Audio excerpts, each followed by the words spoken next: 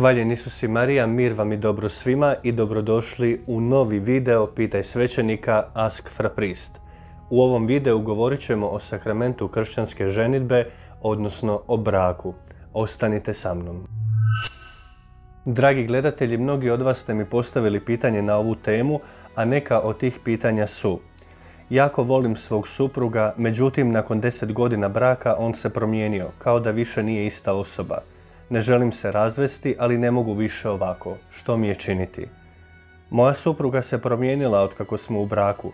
Kada smo hodali, sve je bilo u redu. Istina, nismo čuvali predbračnu čistoću, ali smo bili tu uvijek jedno za drugo. Ni ne spavamo više zajedno kao muž i žena. Kako da spasim svoj brak? Dragi gledatelji, svaki brak započinje vremenom hodanja. Hodanje, kao što i sama riječ govori, podrazumijeva hodanje jedno pokraj drugoga. U tom vremenu stvarate prve zajedničke uspomene, razmišljate o životu, izmjenjujete svoje stavove i vrednujete, evaluirate. Je li ova druga osoba koja je pokraj mene za nešto više? Optimalno vrijeme hodanja ne može se odrediti, ali načelno govoreći u nekom vremenskom periodu od 2 do 3 godine možemo upoznati ovu drugu osobu. Drugi korak prema braku jesu zaruke. To je vrijeme u kojemu, kao što opet sama riječ govori, mladi ljudi drže jedno drugo za ruku, odnosno zajednički planiraju budućnost i oni planovi i one želje i oni interesi koje međusobno dijele dobivaju svoju konkretnost u nekakvom vremenu i prostoru, odnosno konkretnijim datumima. Zaruke mogu započeti vrlo dramatično, na slapovima Nijagare, među lavovima ili vrlo jednostavno, romantična večera, romantična šetnja. O ukusima se ne raspravlja. Zaručeni mladi ljudi već hode prema braku i na takav način se onda i u zaručničkoj vezi treba ponašati. Kršćanska ženidba ili brak jest sakrament kršćanskog služenja i on je jedan od načina postizanja vlastitoga posvećenja. Ono što bih ovdje volio reći jest da je sakrament ženidbe duhovna stvarnost, dakle sakrament koji muž dijeli ženi i žena dijeli mužu, ali je ujedno i bilateralni ugovor između dvije potpuno ravnopravne strane. Na tom tragu je uvijek dobro reći da su svrhe ženidbe dobro supružnika i rađanje i odgajanje potomstva. Dakle, na prvom mjestu je dobro supružnika, dakle vaša međusobna ljubav, poštovanje, a onda rađanje i odgajanje djece. Kršćanska ženidba je jedna i nerazrješiva. To su svojstva ženidbe. Jedna znači da se može sklopiti jednom, a nerazrješiva je ona ženidba koja je tvrda i izvršena. Tvrda ženidba podrazumijeva da su dvoje ljudi pred oltarom Gospodnjim izrekli u cijelosti ženidbenu privolu u slobodi i pri punoj svijesti. Izvršena ženidba znači da su svoj brak nakon sklapanja pred Bogom zapečatili u svojoj bračnoj postelji s polnim činom. Dakle, kršćanska ženidba započinje pred oltarom, a završava se u bračnoj postelji. Takva ženidba, tvrda i izvršena, je nerazrješiva. A sada nešto o problemima u braku. Ima ih naravno mnogo, ja sam danas odabrao osobito dva. Prvi je nedostatak komunikacije. Drage žene, muškarci ne čitaju vaše misli i ukoliko im vi ne kažete ono što želite, tada ne možete očekivati da oni to čine.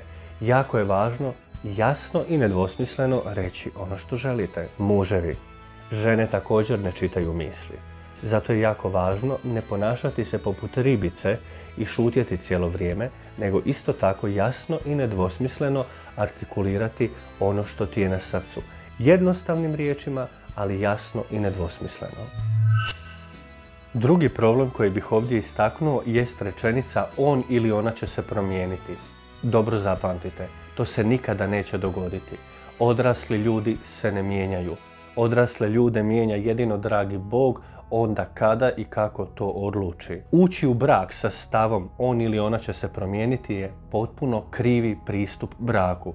Ja moram voljeti i prihvaćati u cjelini tu osobu s kojom ulazim u brak. Kakva je to zapravo ljubav koja želi nekoga mijenjati, koja nekoga ne prihvaća, koja misli da će se neke stvari jednostavno s vremenom riješiti? Ništa se neće riješiti i nitko se neće promijeniti. Imaš to što vidiš. Neki kažu netko se u braku promijenio. Nije se on u braku promijenio, nego je on u braku postao ono što je bio cijelo vrijeme, zato što sada ima sigurno tlo pod nogama. I zato je toliko važan taj period veze, važan je taj period hodanja i period zaruka. U tom vremenu se razgovara o zajedničkim ciljevima, o zajedničkim planovima, o zajedničkim vrednotama, o onomu što će jednoga dana razvijati i činiti živim vaš bračni život.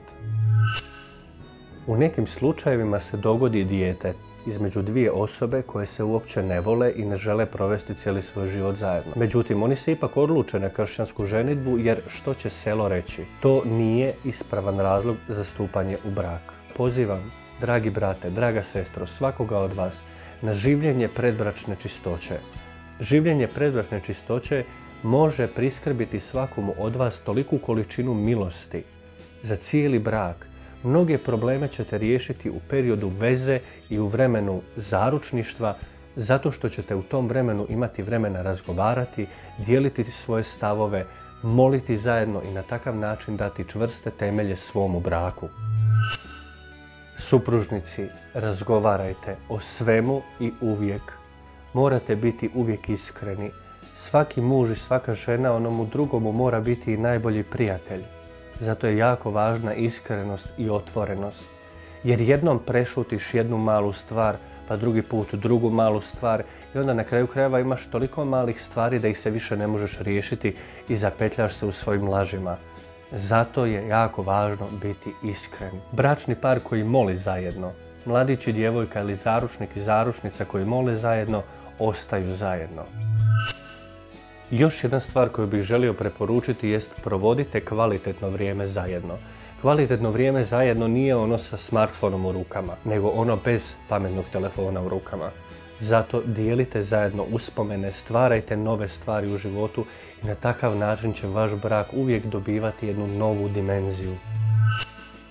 Dragi gledatelji, draga braćo i sestre, ovo su bili samo neki od savjeta za dobar i kvalitetan brak.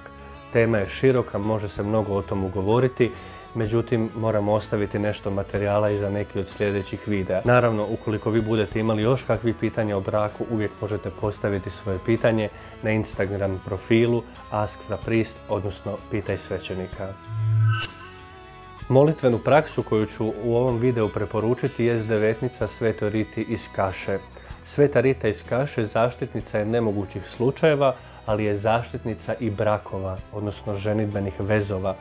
Zato, dragi supružnici, dragi zaručnici, mladići i djevojke, molite se o ovoj velikoj svetici, osobito ako imate dojam da je vaša veza nemoguć slučaj. Sveta Rita iz Kaše će sigurno isprositi kod Gospodina one milosti koje su potrebne za vašu dobru vezu. Knjiga koju ću preporučiti za ovaj video jest Odgoj u obitelji autorice Mare Čović. U ovoj knjizi ćete moći otkriti kroz 40 tema podijeljenih u 3 različita poglavlja nešto i o odgoju djece i o braku i o obitelji. Knjigu možete pronaći u izdanju našega Veritasa na takav način da posjetite veritas.hr i naručite svoj primjerak. Extra advice ili dodatan savjet za ovaj video jest sljedeći. Na papir napišite pozitivne osobine svoga bračnoga druga, mladića ili djevojke, zaručnika ili zaručnice i to mu pročitajte. Jako je važno reći određene stvari i zato se ne bojte ovo učiniti. Mnogo je još drugih savjeta koje bih rado u ovom videu podijelio, a jedan od njih je da nikada nije pretjerano biti romantičan, nikada nije pretjerano biti ljubazan, nikada nije pretjerano i pokloniti nešto osobi koju volim. Ne treba se tu raditi o nekim skupim darovima, nego o nekim sitnicama koje pokazuju kako mislite jedno na drugo. I naravno, najljepši dar jest molitva jedno za drugo. Uvijek možete učiniti nešto neočekivano lijepo za svoga mladića, odnosno djevojku. I nemojte očekivati ništa za uzvrat, jer to je prava istinska ljubav. To je životni stav koji nas određuje u svakom trenutku našega života. Životni stav kojega odabiremo. I zato kažemo da brak nije zajednica dvoje savršenih ljudi, nego dvoje nesavršenih ljudi koji se trude onomu drugomu svaki dan učiniti savršenim. Dobri naš Gospodine, u ovom videu molim te za sve muževe i žene Blagoslovi ih, čuvaj njihove brakove, posveti ih, Gospodine, po sakramentu koji su udijelili jedno drugomu. Blagoslovi obitelji koji gledaju ovaj video, da u njima rastu zdrava, pametna i pobožna i dobra djeca. Molim te, Gospodine, i za sve one koji hodaju, koji su u vezi. Blagoslovi sve mladiće i djevojke da otkriju je li ta osoba s kojom provode vrijeme doista poslana od tebe. Molim te i za sve zaručnike da im ti, Gospodine, pomogneš u tom konačnom odvažnom koraku odluke za brak. Sve njih, Gospodine, stavljamo pod zaštitu blažene Djevice Marije, kraljice obitelji. Dragi gledatelji, nadam se da vam je ovaj video bio koristan, osobito vama koji ste u braku. Svi vi koji pratite ovaj video s Instagrama, pozivam vas, ukoliko vam se svidio, kliknite 2 puta na sami video kako biste ostavili srce. Možete dolje ostaviti i svoj komentar i naravno zapratiti profil Ask Fra Priest ako to do sada niste učinili.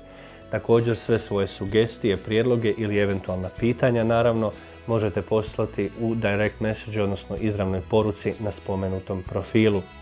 Svi vi koji me pratite preko YouTube-a, pozivam vas da se pretplatite na ovaj kanal, da stisnete naravno ono malo zvonce koje će vas podsjetiti kada izađe novi video i naravno možete dolje ostaviti komentar i lajkati video.